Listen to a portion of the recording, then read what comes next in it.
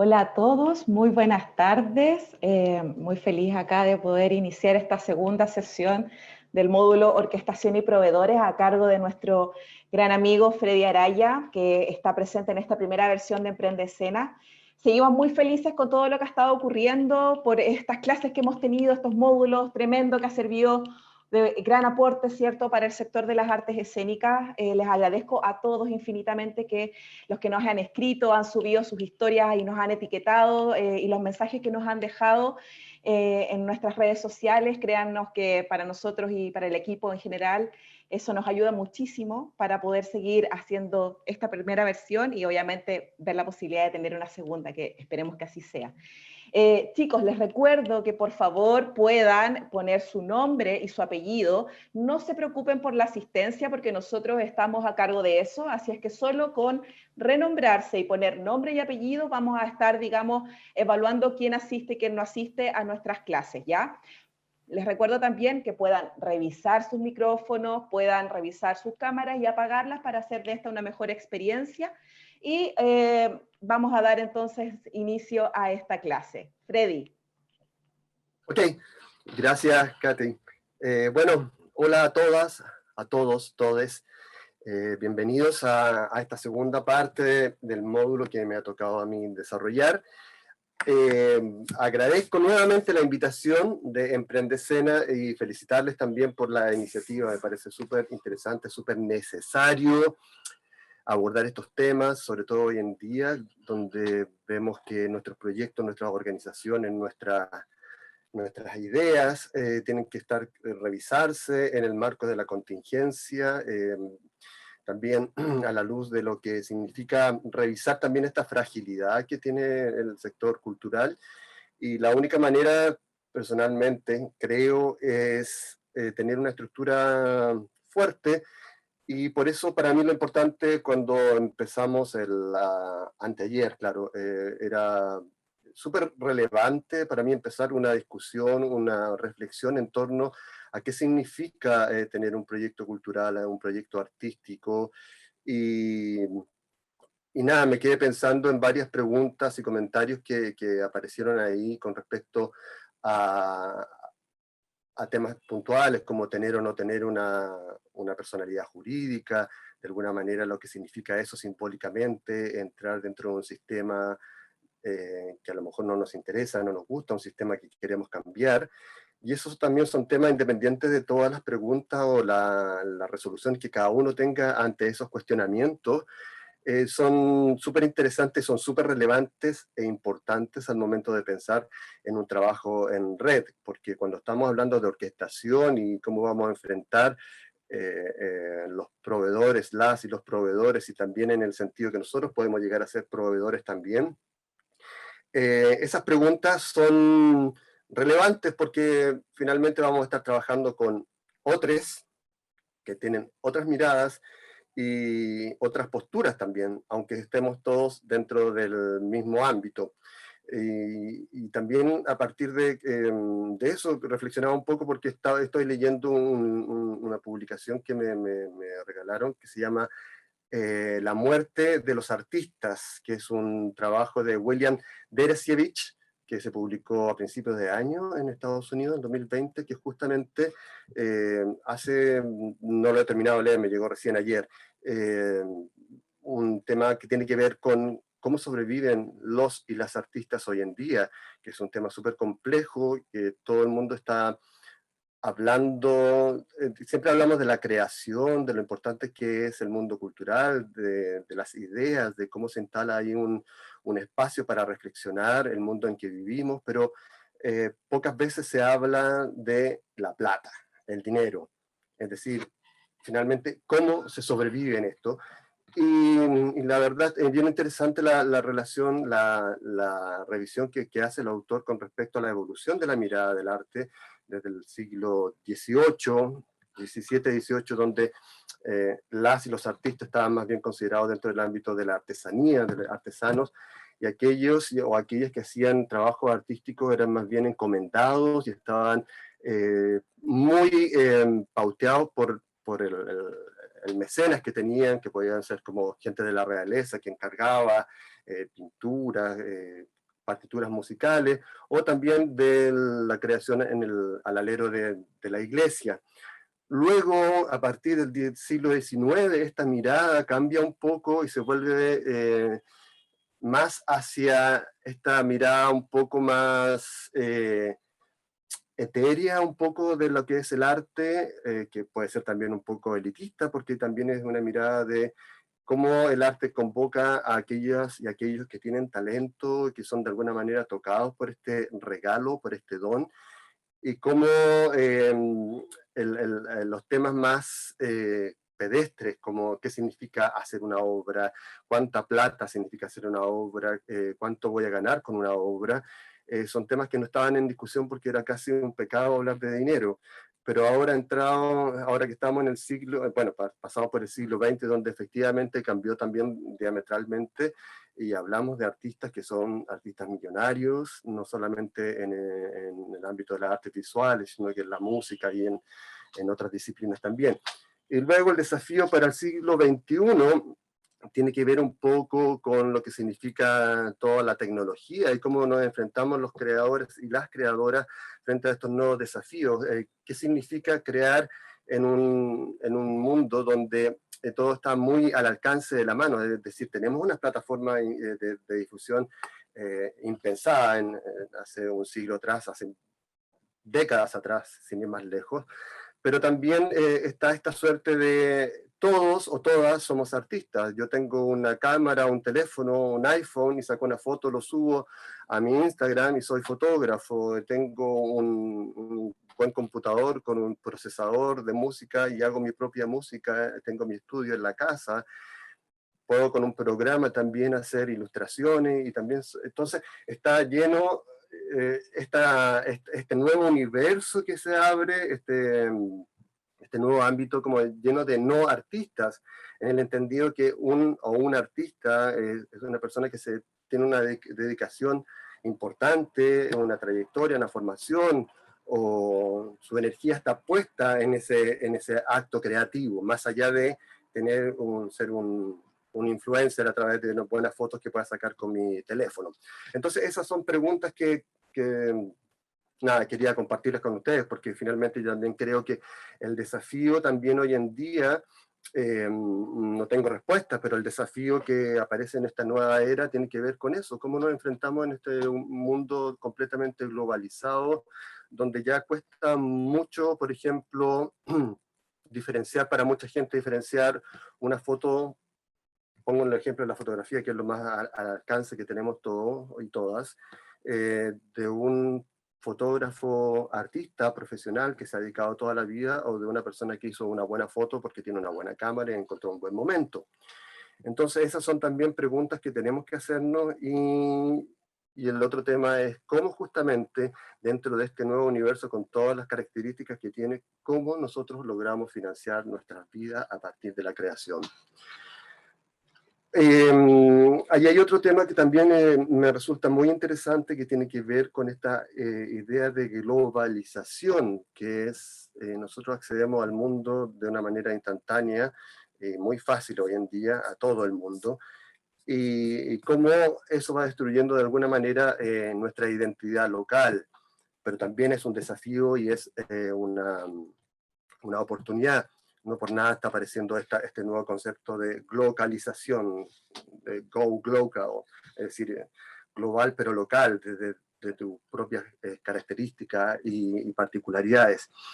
Y parto con esta reflexión porque son temas súper interesantes a la hora de pensar en la asociatividad. Cómo yo con mi propia organización o mi propio proyecto me relaciono con otros proyectos, otras organizaciones, y cómo desde ahí creo algo distinto a partir de lo que yo ya estoy haciendo. Entonces, bueno, voy a compartir el material que tengo redactado para esta clase.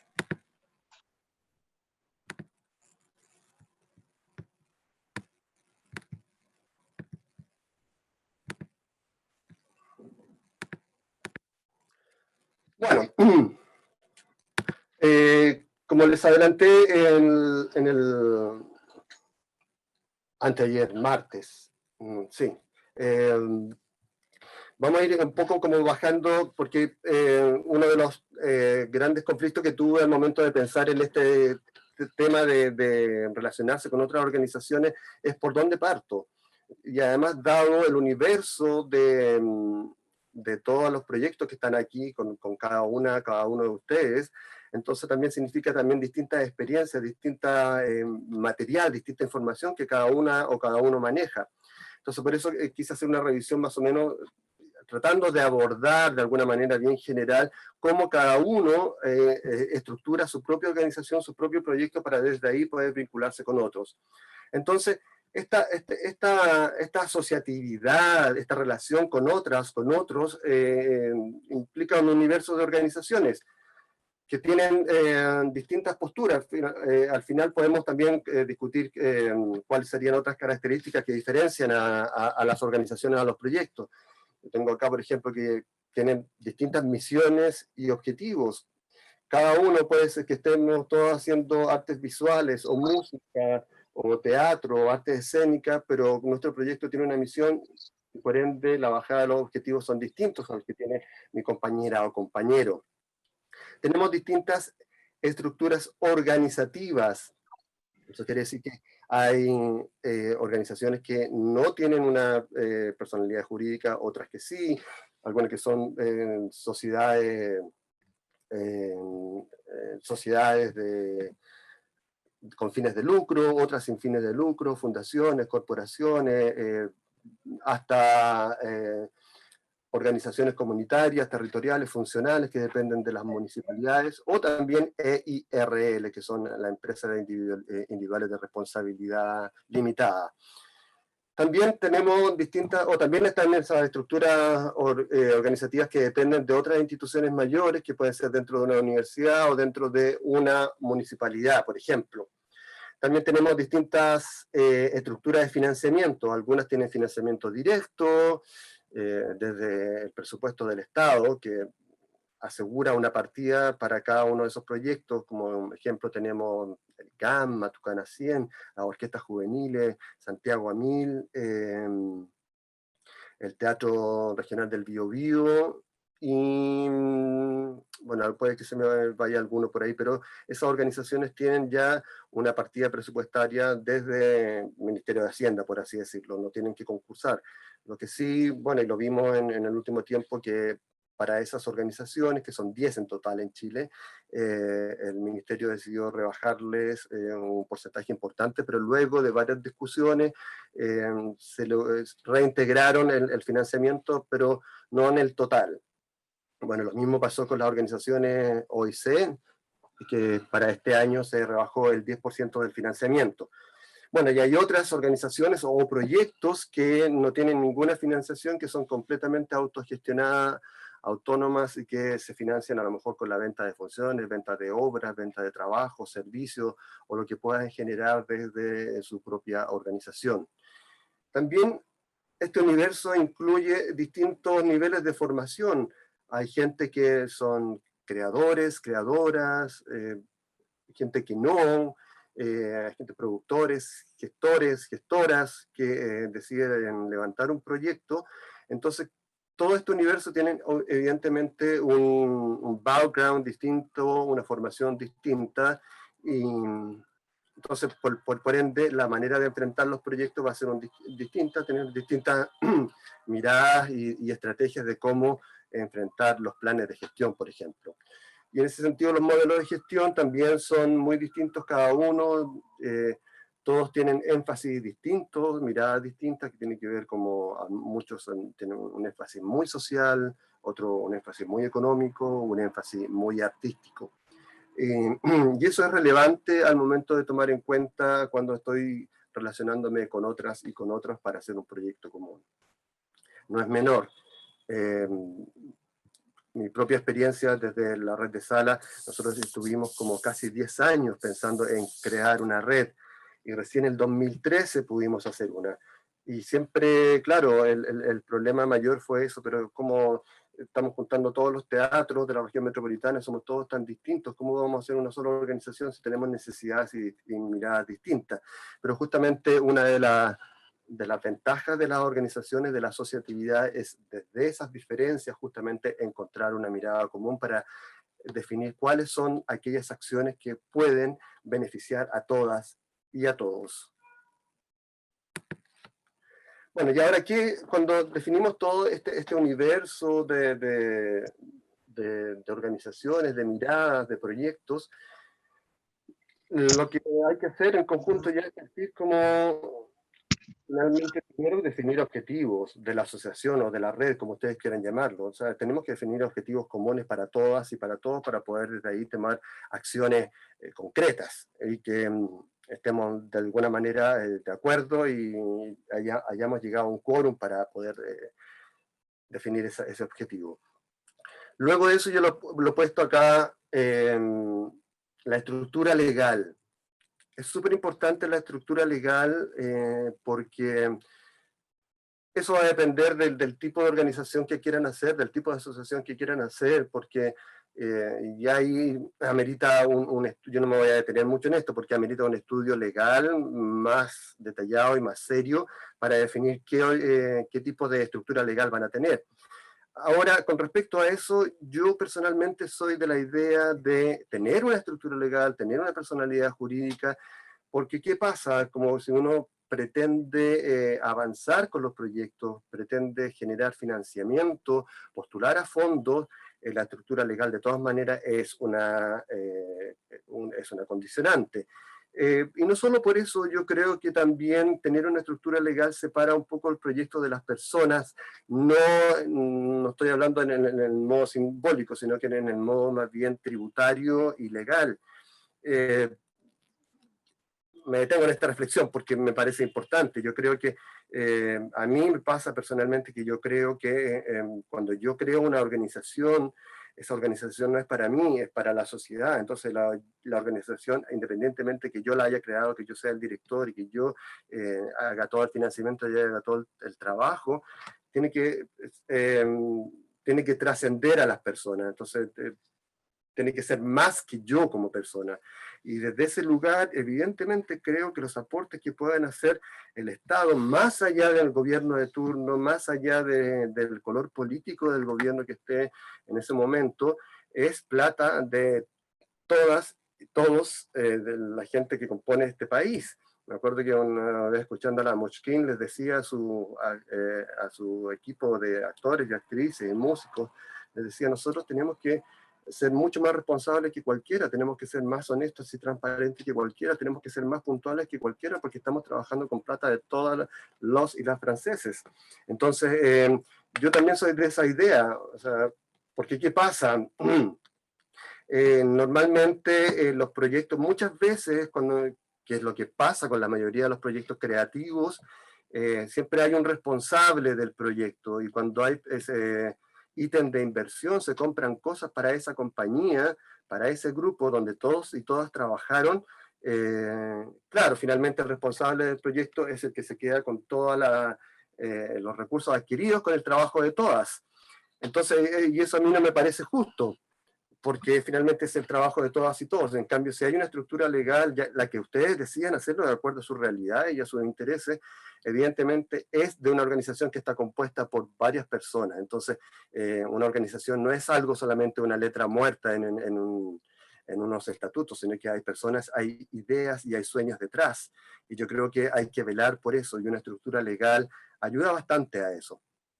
Puede haber matices, obviamente, a lo que estoy conversando, y después, si quieren, podemos tocar el tema, pero quería un poco aclarar cuál es por qué creo yo que la estructura legal, tener personalidad jurídica, debería ser algo que deberíamos propender también. Después de tener esta estructura legal, tenemos que hacer un plan de gestiones, definir como líneas de trabajo, los objetivos para cada línea, y a partir de eso ver las actividades, las metas y los resultados que nosotros esperamos de aquello. A partir de esto, definimos el financiamiento que vamos a necesitar para aquello y a partir de eso definimos la estrategia para levantar ese financiamiento en conjunto. Y luego están las comunicaciones, es decir, cómo yo instalo dentro del universo de gestión, dentro de la sociedad, dentro de la mirada pública, lo que es mi proyecto y cuál va a ser su aporte a la sociedad. Quise pasar por esta cosa que es bien básica, que es el árbol de problemas, porque yo creo que es una herramienta que han pasado muchos años y para mí me resulta todavía bastante incombustible, es decir, que es una herramienta muy práctica, muy sencilla de usar, puede conseguir en cualquier lugar una estructura como esta, pero yo creo que es básica para definir los objetivos de una organización o los objetivos de un proyecto de cada uno. Entonces, ¿qué es el árbol de problemas? Seguramente ya todos lo han revisado, capaz que en otros módulos también de Emprendecena lo hayan visto, pero el árbol de problemas es una discusión, es una gran discusión que tenemos que tener todas y todos los integrantes de la organización o del proyecto para definir cuál es el problema que mi proyecto va a solucionar. Debo instalar primero en un contexto global, en una instancia, en una comunidad, lo que ustedes quieran, en un territorio que puede ser un territorio simbólico, un territorio geográfico, un territorio social, donde voy a instalar mi proyecto, y a partir de eso yo tengo que identificar cuál va a ser el problema que yo voy a resolver.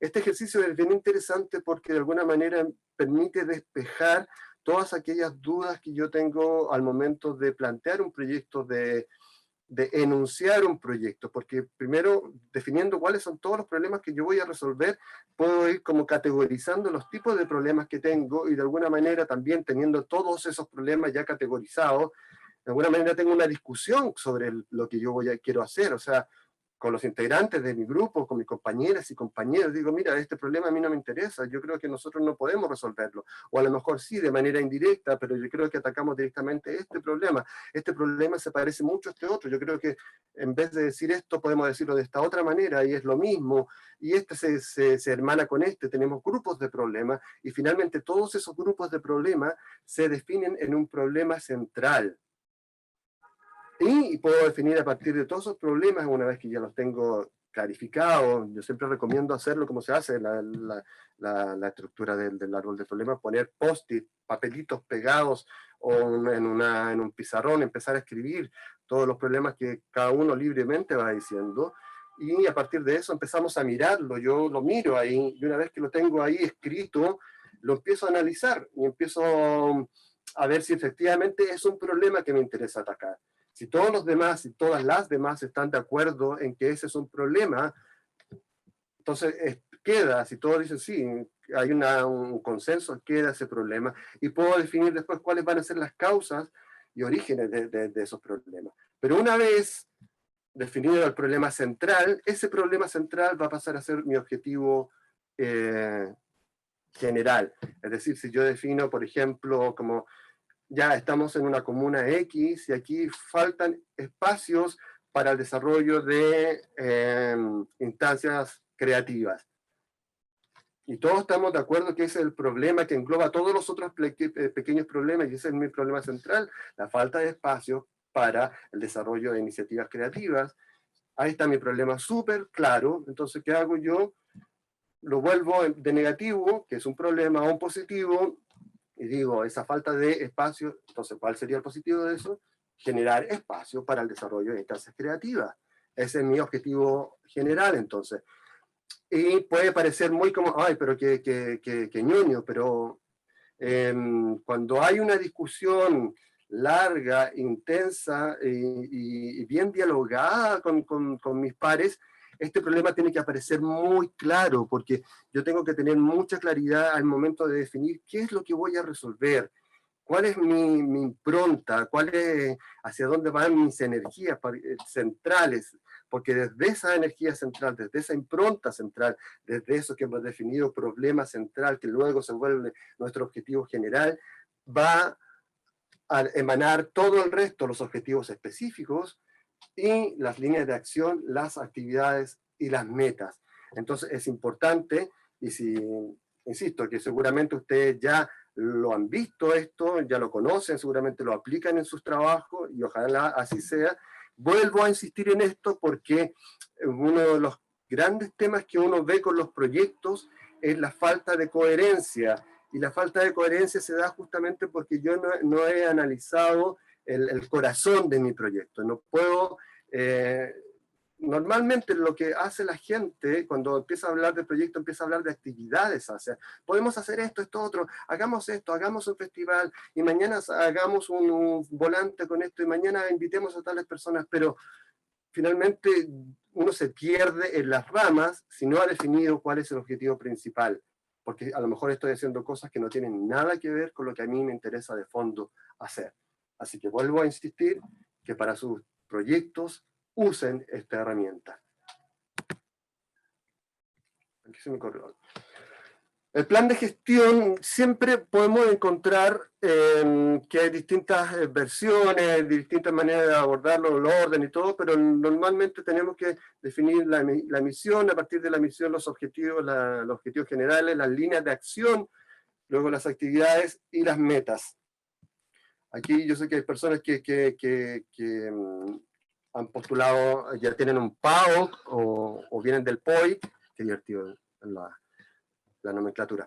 Y este fondo, para postular uno tiene que tener un plan de gestión siguiendo una línea, un patrón que el ministerio ha definido que es muy claro y bastante rígido. Yo no tengo problemas con eso porque seguramente la discusión para algunos, yo no tengo por qué vender mi proyecto o sacrificar la idea principal de mi proyecto para poder coincidir con un fondo.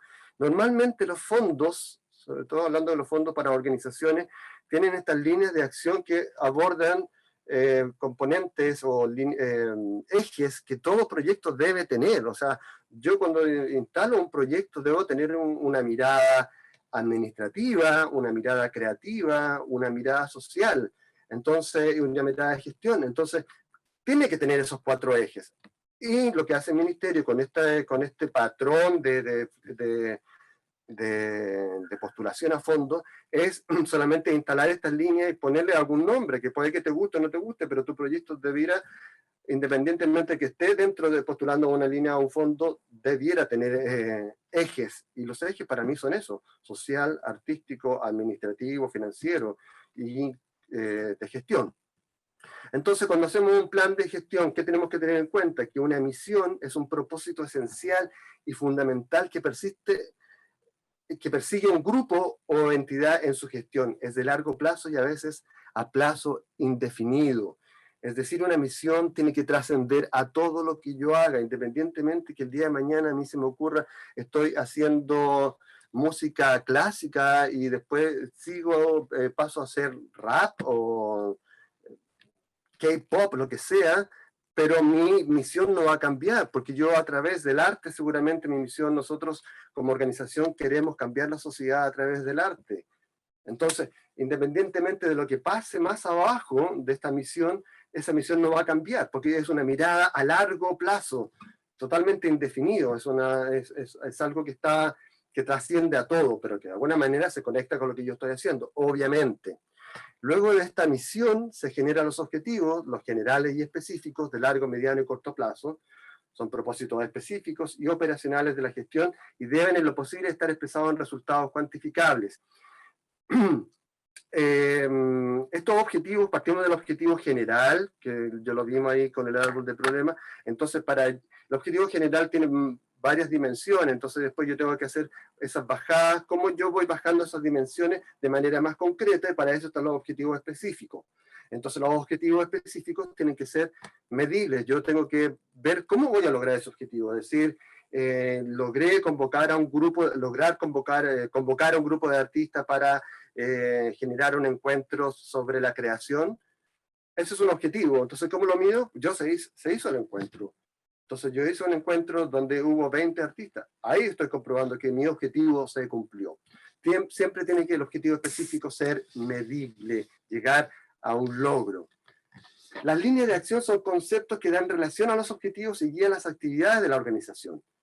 son las dimensiones de un proyecto. Es decir, yo tengo una línea de acción que tiene que ver, como les decía, una línea de acción que tiene que ver con lo social, cómo vinculo mi proyecto con la sociedad, con los grupos de personas, con otras organizaciones sociales, o cómo mi proyecto aporta al desarrollo cultural puntualmente, o cómo mi proyecto tiene una línea de desarrollo artístico, o cómo mi proyecto tiene una línea de desarrollo financiero también. Yo tengo que tener considerado esa línea de acción también para mi proyecto.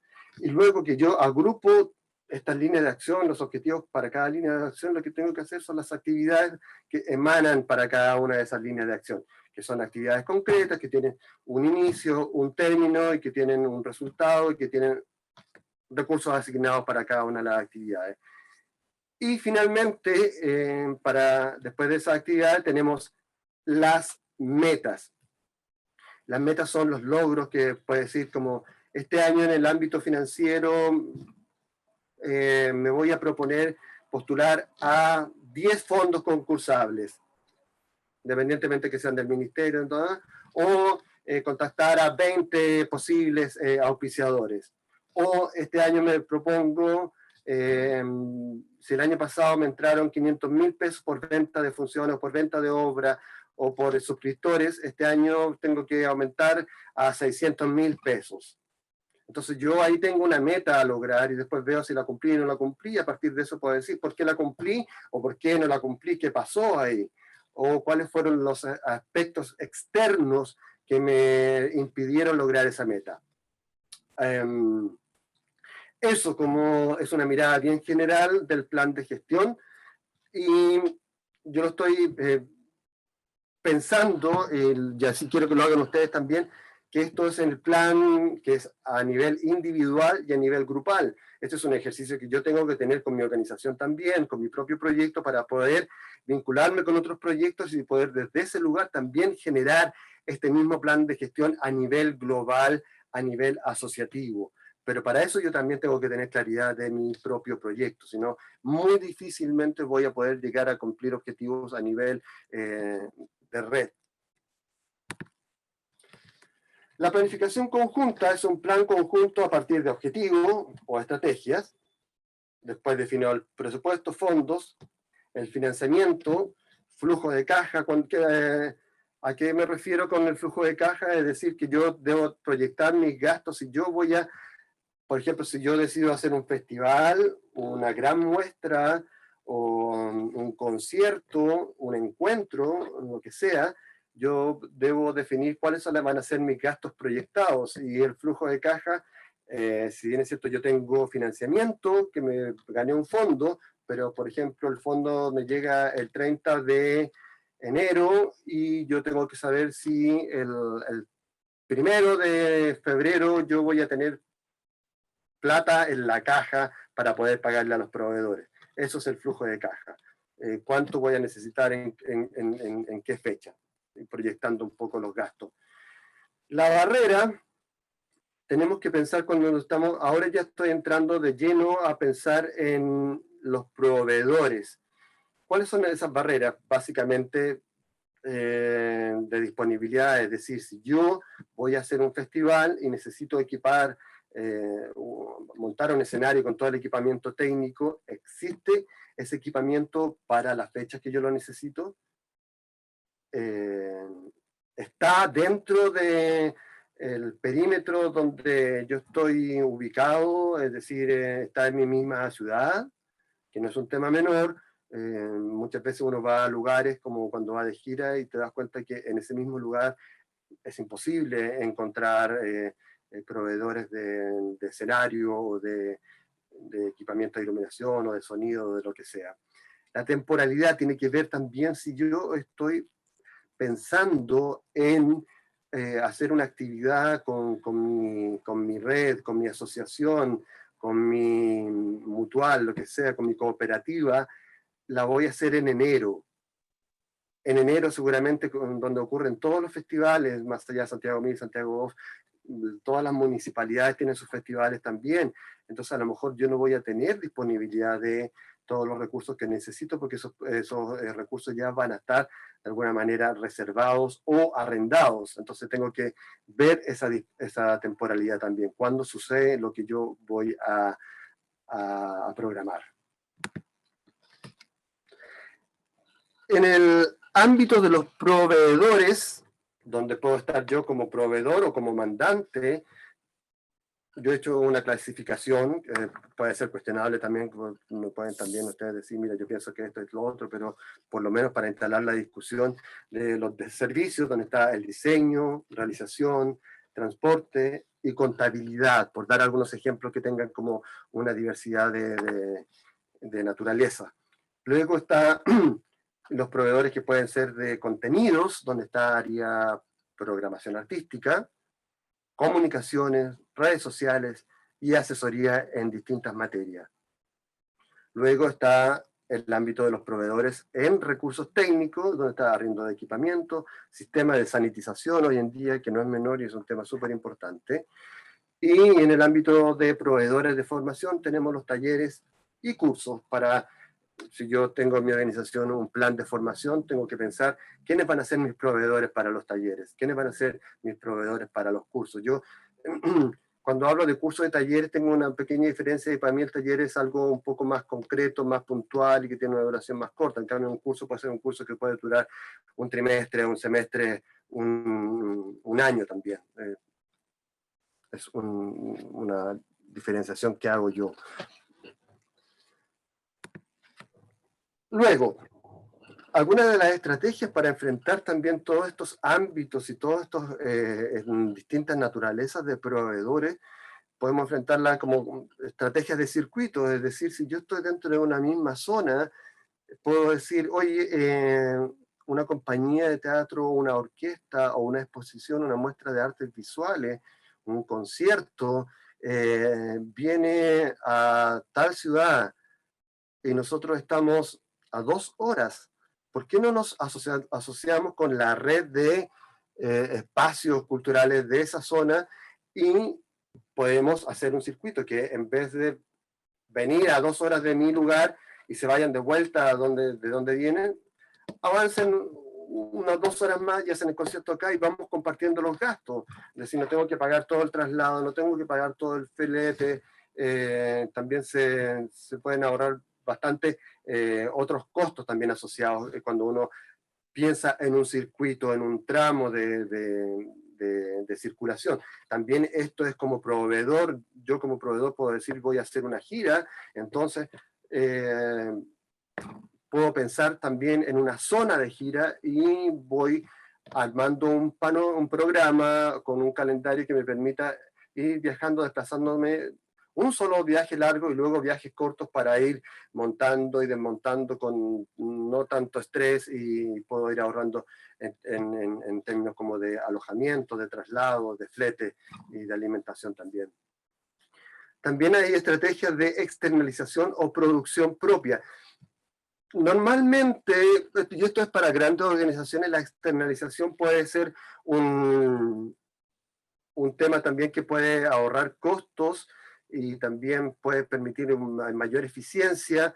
Por ejemplo, si yo necesito comprar telas o cambiar el mobiliario de mi espacio, o comprar distintas cosas, a lo mejor puedo conseguir un solo proveedor, alguien que haga todo eso y no tengo que estar yo enfrentándome a distintos proveedores.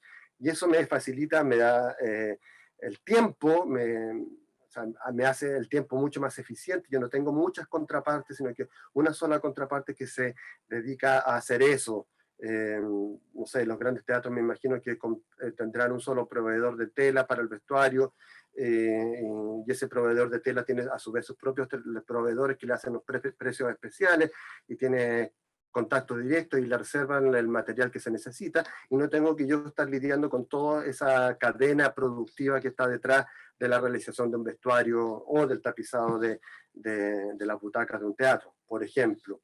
Ahora también el tema de producir con mi equipo las cosas también tiene otras ventajas que tienen que ver con cómo yo voy vinculando también a mi equipo, cómo voy también perfeccionando a mi equipo, cómo voy generando nuevas habilidades en mi equipo. Entonces, yo voy a asumir esta producción, yo a lo mejor, nosotros vamos a construir el escenario, y a lo mejor no sabemos hacerlo, pero me conviene a lo mejor contratar a alguien que capacite a mi equipo y lo podemos hacer nosotros.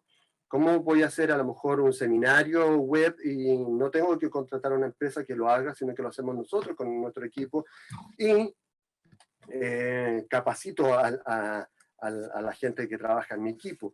Y en ese sentido, yo ¿qué es lo que estoy haciendo? Estoy generando contenido, estoy generando formación y estoy generando también vinculación con los y las trabajadoras, con la organización, con esta red también. Entonces es súper interesante. O sea, como ejemplo puedo poner que nosotros en este periodo que en el Teatro del Puente no pudimos hacer funciones, no pudimos abrir el teatro, pero sí teníamos que mantener trabajando a la gente por el fondo que teníamos, no se puede despedir y no, tampoco, también teníamos que rendir actividades, la gente tenía que demostrar que estaban trabajando porque estaban recibiendo un sueldo desde el Estado y si no estaban haciendo un trabajo, teníamos que devolver ese dinero. Entonces, lo que hicimos con mucha gente, o sea, en el Teatro Puente somos súper pocos, pero la gente de boletería o asistente de sala o jefe técnico se capacitaron en otras cosas y la red de sala nos permitió esa capacitación. La red de sala con los fondos que tenía nos permitió acceder a la jornada de formación sobre la transmisión de contenido a través de la plataforma Zoom. Entonces, ¿qué hicieron? Nuestros técnicos se capacitaron en eso y luego yo pude hacer mis propias producciones y que nuestro equipo se encargara de la transmisión sin tener que contratar a un o una técnica externa. Lo mismo pasó con el encargado de boletería. No teníamos boletería, pero sí lo capacitamos en la venta online y lo capacitamos también en el trabajo con las audiencias para poder hacer segmentación de audiencias, segmentación de bases de datos, para poder mandar información a nuestros públicos, a nuestras audiencias, a nuestras personas, a nuestras amigas y amigos del teatro, y cómo cada uno de esos... Javiera, termino con esta lámina y vamos. Cómo cada una de esas funciones fueron mutando. Entonces, dentro del equipo dijimos, vamos a asumir todas estas tareas que implica este nuevo desafío para que nosotros dentro del equipo sigamos trabajando juntos desde nuevas funciones.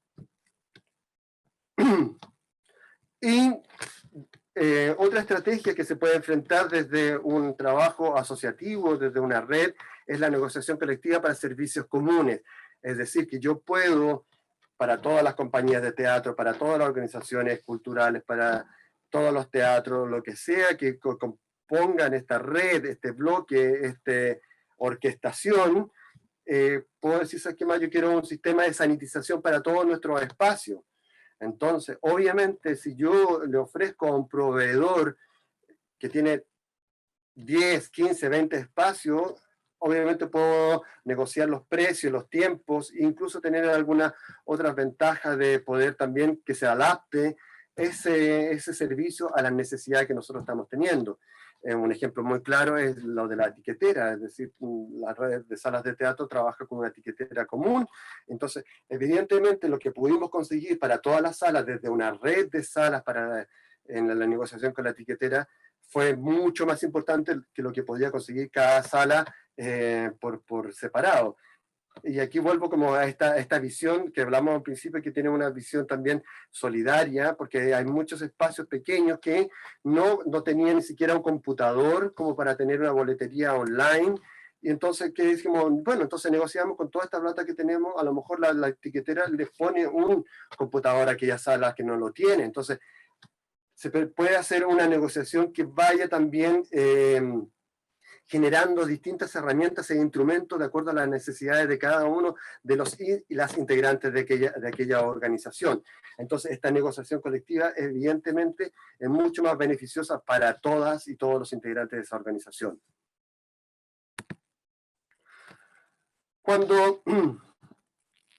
Perdón, quiero terminar, me faltan muy pocas láminas, quiero terminar con esto y así nos entregamos de lleno a la discusión, a la conversación y a las preguntas, pero quisiera terminar con todo el contenido, que ya falta poco, porque hay una herramienta bien concreta, y luego abrimos el panel a la conversación. Luego los criterios que tengo para seleccionar son los criterios de precio, es decir, cuáles son la mejor oferta, de acuerdo también a lo que yo dispongo, y también las condiciones de pago. A lo mejor yo no tengo flujo de caja para pagarte toda la plata este mes, pero te puedo pagar en 4 meses, son 5 cuotas o 6 cuotas. Este es un criterio también cuando yo voy a elegir un proveedor. El criterio de disponibilidad, de lo que hablamos, está dentro del área, o si no voy a tener que asumir que tengo que trasladar todo eso, o está aquí en Chile, es un proveedor nacional, si yo tengo también la intención de apoyar las pequeñas y medianas empresas nacionales, o me preocupa el tema de la huella de carbono, entonces pues voy a preferir tener algo que se está construyendo acá en Chile y no traerlo desde China, con todo lo que eso significa. También está ahí en la disponibilidad, en este criterio, los tiempos de entrega. Oye, ¿cuándo me lo puedes entregar? Porque yo lo necesito a 15 días, 20 días, 30 días. Entonces también es un criterio el momento de elegir un proveedor. La referencia, es decir, ¿qué historial ha tenido ese proveedor? ¿Qué trayectoria tiene en el servicio que yo estoy pidiendo o en el producto que yo estoy comprando? Y en ese sentido también están las referencias de otros usuarios, los comentarios que tengan otras personas, y en ese sentido también el trabajo en red, en esta orquestación que yo estoy haciendo también es súper importante porque uno comparte mucha información. Entonces, muchas veces hay cosas que la gente no comenta de mutuo propio, no publica de mutuo propio, pero de repente en una conversación, oye, quiero hacer esto, tal cosa con tal persona. Ah, mira, a mí me pasó con esto, no es malo, pero tienes que tener ojo con esto otro. A mí me resultó fantástico, me hizo esto, mira, si quieres ven a verlo, puedes probarlo, no sé, y te vas a dar cuenta de la calidad del servicio que está brindando. Entonces, esas referencias son súper importantes también. Paula, me queda súper poco.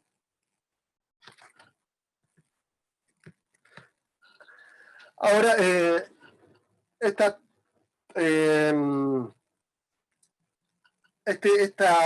modelo que tengo acá, esta plantilla, por así decirlo, es la que se usa en los fondos a partir de una ley alemana que es para la transparencia, que nos puede servir también a nosotros para poner, para generar más transparencia en la gestión que hacemos en nuestra organización y para tener herramientas que nos permitan tomar decisiones súper claras y súper documentadas, que tengamos que discutir, sobre todo cuando se trabaja, cuando tengo el directorio sobre mí, que tengo que rendir los gastos que estoy haciendo, o las organizaciones, estas redes de organizaciones o de proyectos, también tienen un directorio, también tienen que rendir estas compras, o frente a un fondo también, entonces esta herramienta les puede servir.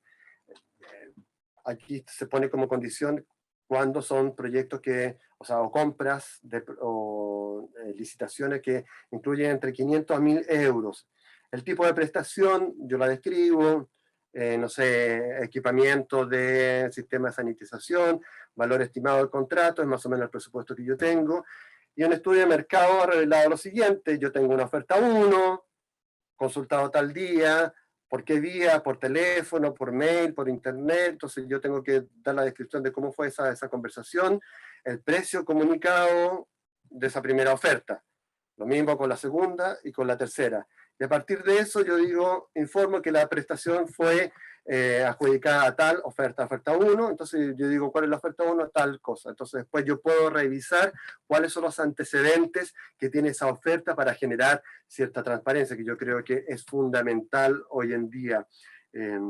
Independientemente que el proyecto sea muy pequeño, esas pequeñas herramientas que dan transparencia a mi gestión son fundamentales para poder también generar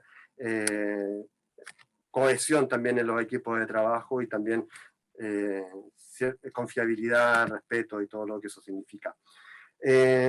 Aquí tenemos justamente, después que yo he adjudicado también la licitación o a partir de las cotizaciones que he recibido, detallo exactamente quién es la persona, la organización o el proveedor que se ha adjudicado en la licitación, quiénes están a cargo del equipo de derecho a la licitación o la compra, en qué área de la organización trabaja, su email, la descripción del tipo de trabajo, del servicio, de los productos que está comprando, el valor estimado sin IVA, cálculo del importe total, ahí se pone el IVA, tipo de licitación y justificación breve, abierta, cerrada, por cotización,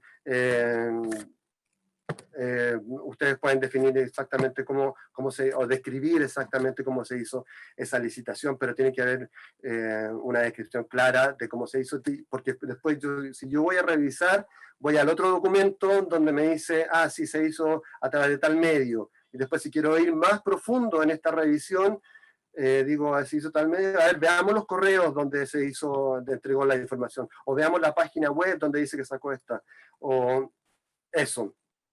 O si lo hizo por teléfono, dame el teléfono de la persona con la que se comunicó para verificar. Estoy siendo extremo en el tema como de la transparencia y la medición. Bueno, aquí está el resumen. Y aquí hay un tema que es bien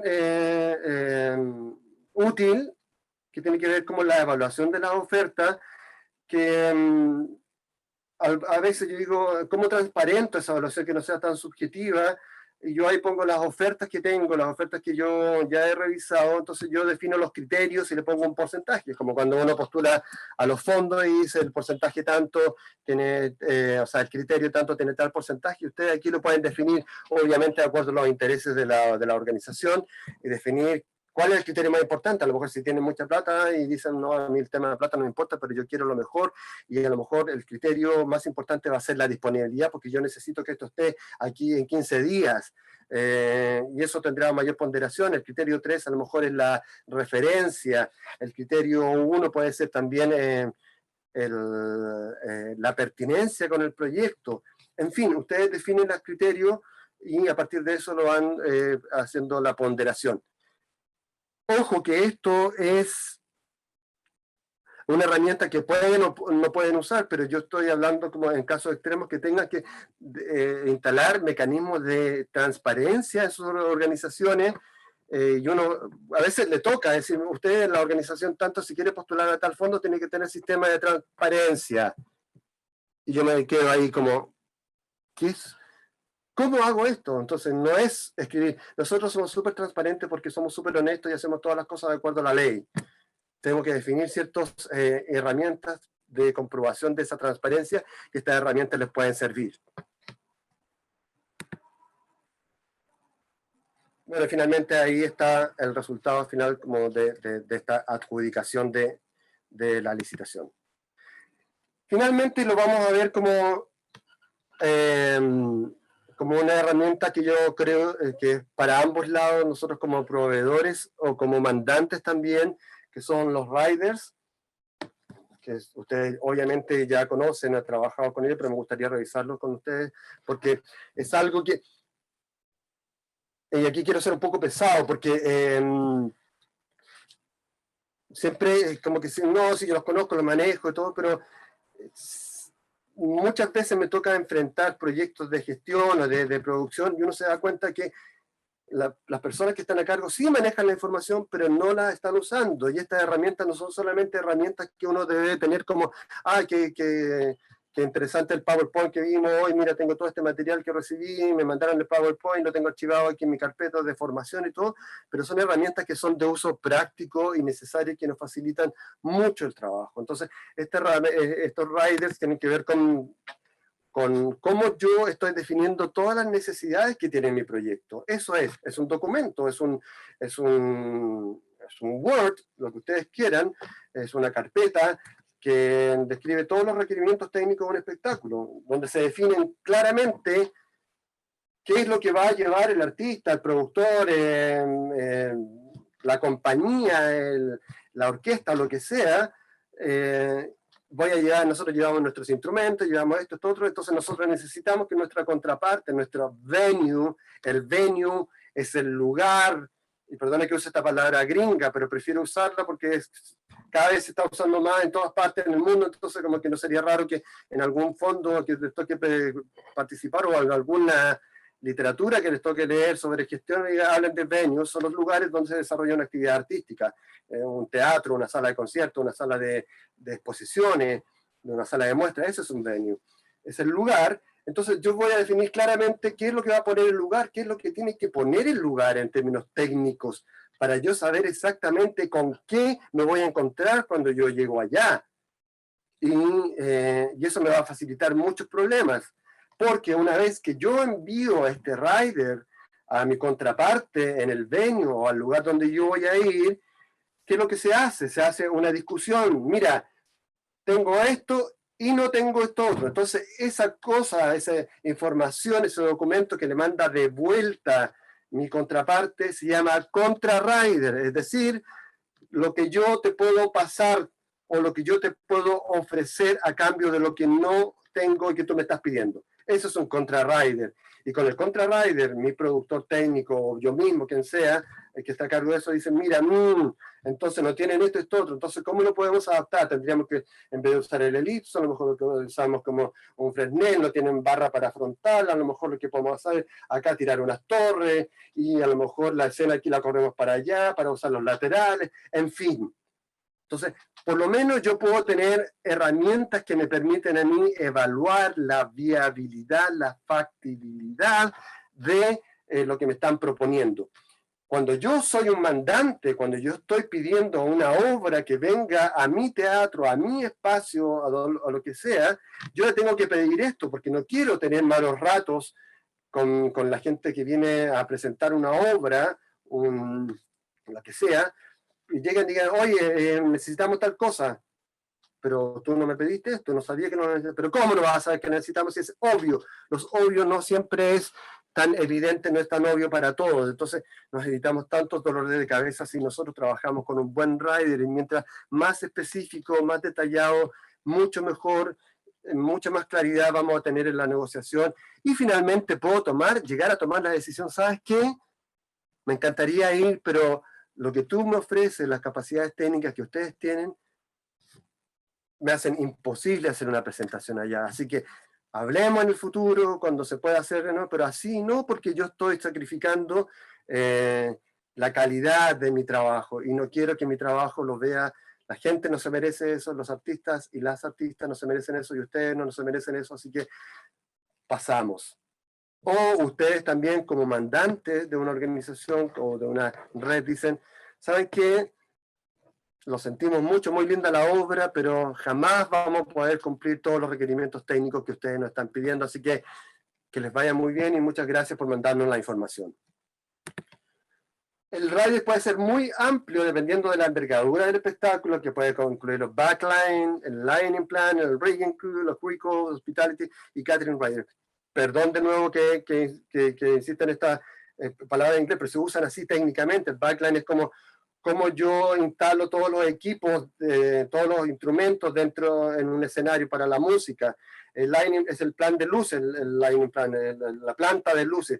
El rigging es cuando yo necesito trabajar en altura, por lo tanto voy a necesitar todo el equipamiento para la altura. ¿Cuántas Jennings voy a necesitar? ¿Qué altura necesito para esto? Los crew calls, crew son como el equipo, y calls, la llamada de trabajo, eso quiere decir, yo necesito que todo el equipo técnico del teatro, de la sala de conciertos, de la sala de artes visuales, donde se va a montar la obra, esté a las 8 de la mañana, porque a las 8:30 yo empiezo a montar con todo mi equipo, va a llegar el director de iluminación, va a llegar el director técnico, va a llegar el, no sé, el museógrafo que va a empezar a instalar las obras. Entonces yo necesito que esa hora esté a las necesito que todo el equipo técnico del teatro o de la sala esté a las 7 de la tarde, porque yo a las 7:30 tengo convocada a todo el elenco para hacer un ensayo general. El hospitality y catering rider son todas aquellas necesidades que tienen que ver con la hospitalidad, que la vamos a ver después. Se traduce finalmente en un listado con todos los detalles, acompañado de esquemas, plantas de luces, plantas de sonido, escenario, todo lo que ustedes estimen y crean necesario para que esa obra de arte se presente a un público. El Hospitality Rider es necesito camarines, tantos camarines, un camarín para solistas, un camarín para tantas mujeres, un camarín para hombres, o un solo camarín general, no me importa, un camarín donde quepan 4 o 5 personas, que tienen que tener baño, duchas, porque nos pintamos en el escenario, porque los trabajadores que están montando, no sé, todos los requerimientos que tenga ese camarín, el hotel que esté cercano al teatro, con habitaciones singles o dobles, yo ahí mando el booming, que es la lista de habitaciones, porque, insisto, esto tienen que pensarlo cuando ustedes van como proveedores o como ustedes están recibiendo a una compañía o un grupo artístico, yo tengo que tener claro, porque la lista de habitaciones también es súper importante, porque hay mucha gente que dice, yo no duermo con nadie, yo no puedo compartir la habitación con esta persona porque ronca, y me carga que ronque, yo no puedo dormir con él por esto y esto otro, yo odio a esta persona y no voy a compartir la habitación, y se genera un gran problema en la recepción del hotel, y el recepcionista te va a llamar a ti, oye, sabes que tenemos tal problema, la gente de la compañía no se quiere quedar en el hotel porque no quieren compartir habitación con esto y otro, y entonces tú en el último minuto vas a tener que resolver el problema, y finalmente puedes llegar incluso a costarte plata porque se niegan y dicen, voy a tener que cambiar hotel y arrendar otro hotel. Eso es súper importante. El tuning room es más específico porque tiene que ver con los cantantes líricos, las y los cantantes líricos que necesitan una sala para vocalizar y estar tranquilos, sin que haya ruido medio ambiente, que pueden estar, incluso algunos piden hasta con un piano para poder ejercitar antes de cantar. Van en el aeropuerto, para el aeropuerto al hotel, del hotel al lugar donde se va a presentar, del lugar a presentar al hotel, después del hotel al aeropuerto, para cuántas personas, detalles del catering, horario que voy a necesitar, la comida, el catering, dietas especiales, tenemos celíacos, veganos, vegetarianos, la cantidad de dolores de cabeza que hemos tenido que enfrentar seguramente cada uno de ustedes cuando llegamos a un restaurante donde hay un menú que ya está diseñado por la producción. Y dicen, no, yo no como carne. Y es como, ah, pero el hotel dice, no sé, nosotros ya la está pagada y este es un menú que está hecho para todos, no se lo puedo cambiar, o la cocina ya está cerrada, y ahí tenemos una persona que está muerta de hambre y no puede comer nada de lo que tenemos ahí, y tenemos un desastre. Ahora, todas estas...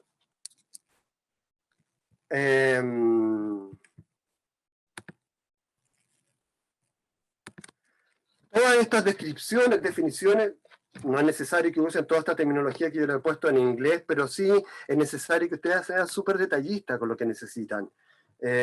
Y ustedes también recibir la información muy detallada de lo que va a necesitar quién es mi proveedor. Estoy hablando aquí de un proveedor artístico, porque esto tiene que ver más bien como con producciones artísticas, porque tengo que ver si a mí me alcanza la plata para hacerlo. A veces decimos como, oye, tal concierto o tal cantante nos cobra tanta plata y la tenemos para hacerlo, pero el cantante o la cantante quiere una suite con tina, con agua Perrier, y que es celíaco y que solamente puede tomar jugo de fruta recién exprimido, y que lo tienen que ir a buscar en una van a su casa, llevarlo al aeropuerto, y que no viaja aquí en tal horario, y a lo mejor los pasajes del avión son más caros. En fin, tiene un montón de alcance que muchos de ustedes ya deben conocer, y uno lamentablemente se da cuenta que esto es tan fundamental y necesario cuando uno trabaja con los proveedores, cuando tiene el dolor de cabeza ahí en la recepción, en el restaurante, en el camarín, en las puertas del teatro.